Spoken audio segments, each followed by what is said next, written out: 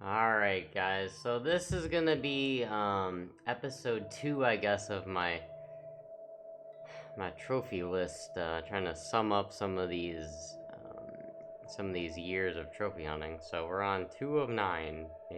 Maybe it'll still be 9 by the time I'm done with them. Maybe I'll be on year 10. Um, but you know, have some long break in between. I should have scrolled down before I started. Oh well, hey, we don't have to scroll down as far as last time. So last time we left off around the Residents of Fate game, and something I forgot to mention last time was at this time I was purely there was no look at leaderboards or anything. I didn't feel like I was rushing plats, and that's what made it fun. I was just focusing on myself, focusing on my own plat count, not caring what was around me, not feeling like, oh, I have to play literally every single game ever that comes out.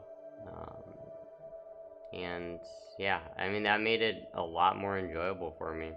So I did count prior to this stream, as opposed to, miscounting 3 times, but, or was it 4 times? I don't remember. But I did earn 108 plats this time. So that's more than double last time. Last time was what, 48? Yeah, I definitely should have scrolled down. I apologize, guys. I'll try to remember tomorrow. Or the next video.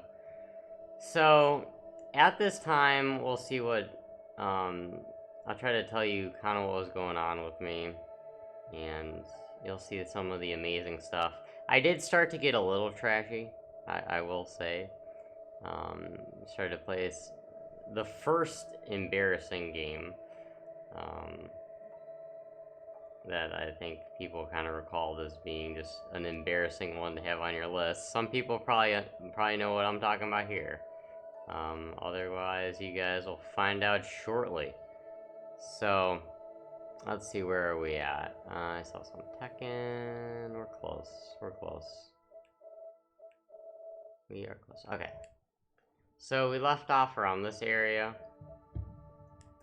So yeah, it was, at this time I was still going off of that thread that had like the easiest games, or plat difficulty, time, and stuff like that. And what I would do is I would buy all these really cheap off of Amazon because they were several years old already. And then yeah, I was able to get the games for like $10, or I was able to rent them from a brick and mortar rental store near me. And that saved a lot because I pay $5 to rent it for a week, and then I would hand it back, and I basically played the game for $5. So, because I was blitzing through these things, even though they were kind of a little bit longer. And when I say blitzing through, I meant like for the time. It was still an era of a plat in 2 to 3 days was still like amazing. So let's see what some of these games were. Lollipop Chainsaw, I loved that game. That game was amazing. I said amazing too much. Pixar's Brave, it was actually a movie tie-in, but it was like a movie game, but it was actually kind of difficult and somewhat fun. Maybe I should say somewhat difficult and kind of fun.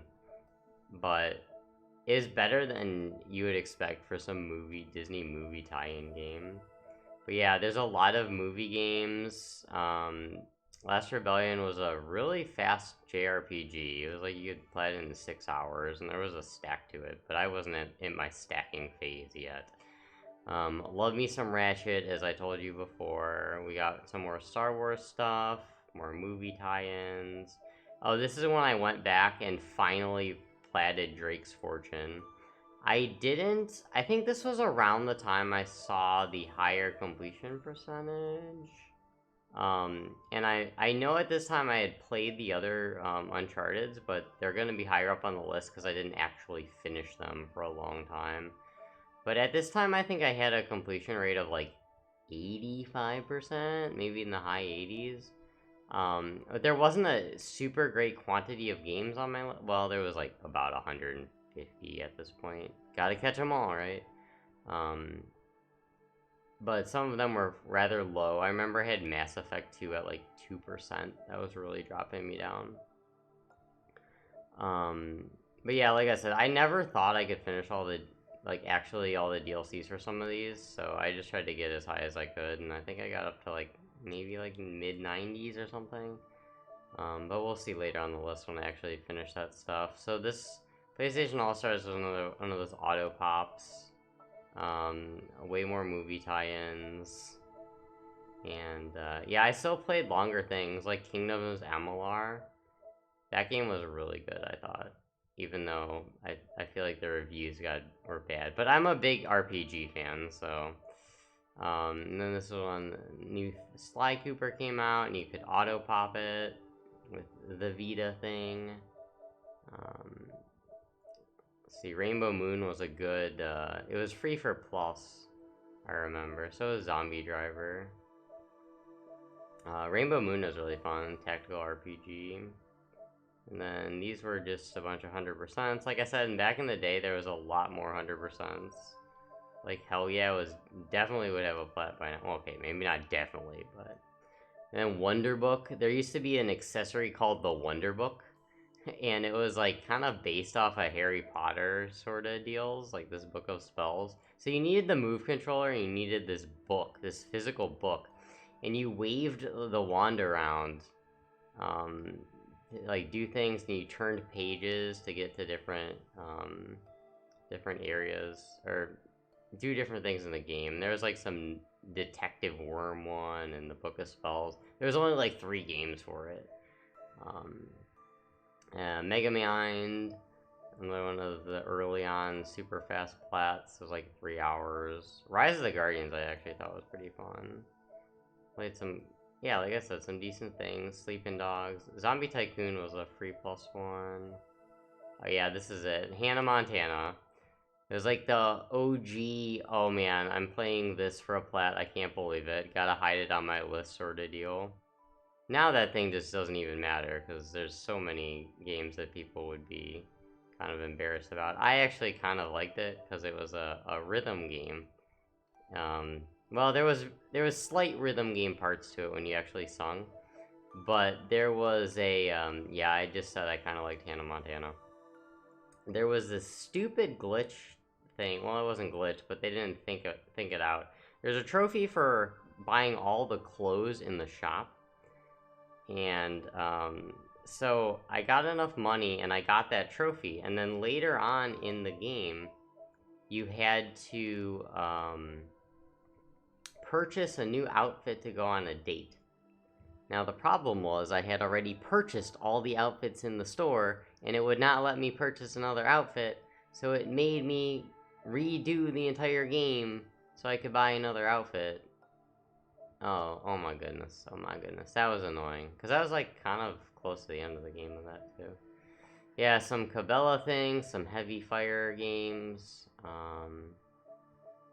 Trivial Pursuits, more of these 100%ers. I think they were like really cheap 100%ers.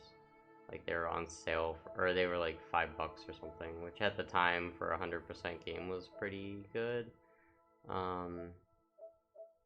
Castlevania was pretty fun. Or Dynasty Warriors. I was a big Warriors fan. Oh, this is when I actually finished Sports Champions. I guess I got a second move controller for some reason. I probably found it like really cheap online or something. But like I said, at this point I was trying to go back and do the completion percentage, like raise that. So I probably bought a second move to get a couple percentage points. But it's probably like 5 points or $5 or $10 on Amazon or something. Of course, later on I would need multiple move controllers anyway for things. Playing that Borderlands 2. I remember I did get this on release, and I did play it on release. I probably played it a while back, actually. So this 108 plat count may be a little wrong. No, it was probably still in this time. But yeah, I mean, I would buy some certain games on release in this phase of hunting as well. Yeah, I really liked Borderlands 1. Scott Pilgrim, that game got delisted eventually. Some more 100% that were easy, because I was looking at threads for those at the time. You know, this actually might have been the time where I was trying to look somewhat on the leaderboard, I believe. And that would explain some of these 100% that I was trying to do. But it wasn't like super serious, super like high up crazy shenanigans going on. It was just everyone was like much slower at that time. So New Little King Story, I did like that. Did like that one. What else is interesting here? Yeah, I think Star Drone was an auto pop as well. Yeah, and I remember some of these, like, seeing these games. I remember I was in college. Like, it's weird, it brings back memories of, like, the classes I was in thinking about that game. Like, I remember I played this in the library, Resistance Burning Skies, because I had, in Legend of Chima. Because I had this, like, really long gap on Tuesdays between classes, so I would hang out in the library and play Vita. Yeah, so then we got some more movie games, like I said, and then this is basically the second year here. It kind of stops at Harry Potter. And we played the Tomb Raider collection after that. Tony Hawk's Pro Skater. I was a really big fan of that Pro Skater game when I was younger. I really liked that they had the remake.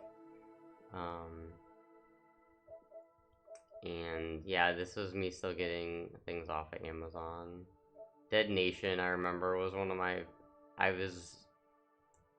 found the deals. No, one of the plat things, playing on like extreme difficulty or whatever. I remember that being hard for me. And I remember this was the time where I was doing everything solo up until this point.